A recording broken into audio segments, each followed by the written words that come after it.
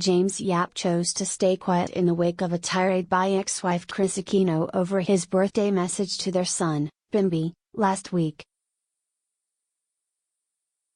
Aquino blasted Yap for his Instagram post about missing their newly turned 11-year-old son after not seeing each other for so long, turning the tables on the PBA superstar who he labeled as a deadbeat dad in a vicious post that went viral on social media.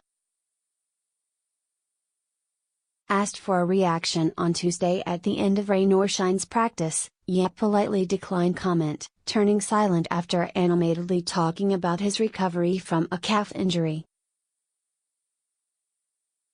He opened up a bit in a separate interview with Pep.ph, saying he saw nothing wrong with his Instagram greeting for Bimby that triggered the Kris outburst.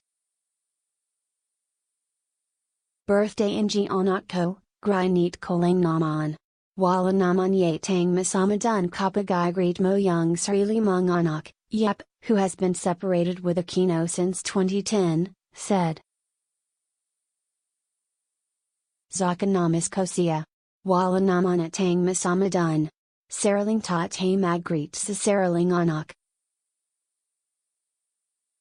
The former University of the East star has been sidelined since late February, missing the last 4 games of the E-Painters campaign in the Philippine Cup, including 2 in the postseason. But the 2-time league MVP is back in harness, although taking part in just his 5th full practice. Getting there.